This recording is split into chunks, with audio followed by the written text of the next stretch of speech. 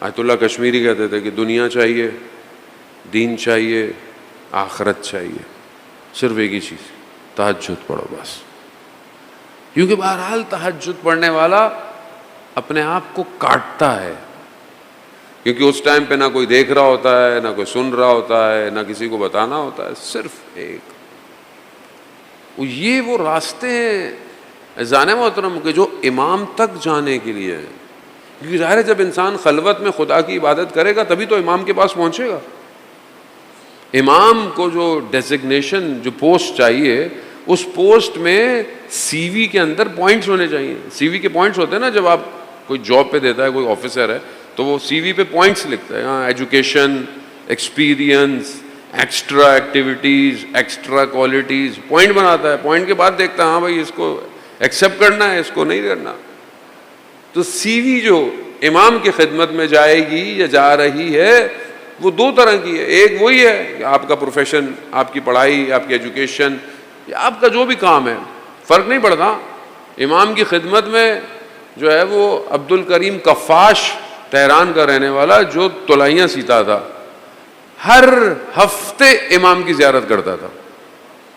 یہ نہیں کہ ڈگری ہو، نہ جو بھی ہو اپنا کام بہترین ہو، لیکن جو دوسری سی وی ہے وہ کیا ہے کہ اس جوان کی خلوت کیسی ہے، اس جوان کی تنہائی، اس جوان کے سجدے، اس جوان کی قرآن کی تلاوت.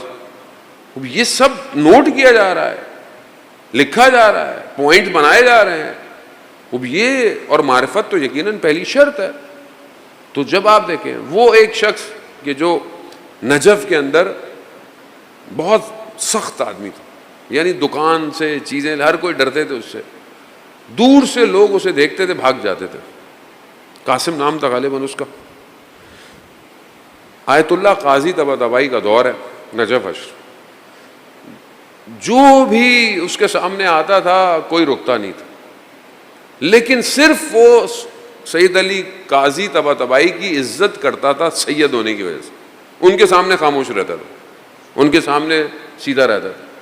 ایک دن اسی طرح وہ گھر جا رہے تھے تو یہ رستے مل گیا اس کو، بولا ادھر آؤ. کہا مجھے تم اپنا دوست سمجھتے ہو؟ کہا ہاں.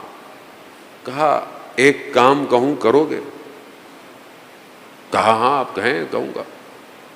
کہا آج رات تہجد میں اٹھ جاؤ اور 2 رکعت نماز پڑھ لو.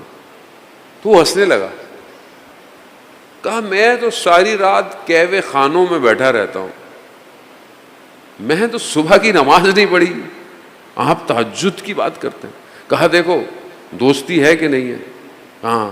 کہا دوستی کی خاطر. کہا تم ارادہ کرو، اٹھانا ہمارا کام ہے.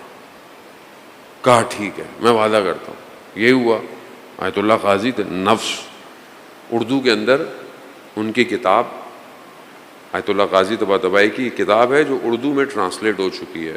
میں جوانوں سے کہوں گا کہ بہرحال ٹائم نکالیں اور اس کتاب کا نام ہے کہکشاں نیستی. کہکشاں اردو کے اندر ہو گئی ہے، بک اسٹالوں میں آپ کو بڑی ملے گی. تھوڑی سی زحمت کریں، بہرحال علماء کی تاریخ پڑھنی چاہیے. وہ کہتے ہیں کہ اٹھ گیا، انہوں نے اٹھا دیا، اس ارادہ کیا. اب یہ اٹھا اور یہ وضو کرنے گیا حوض میں.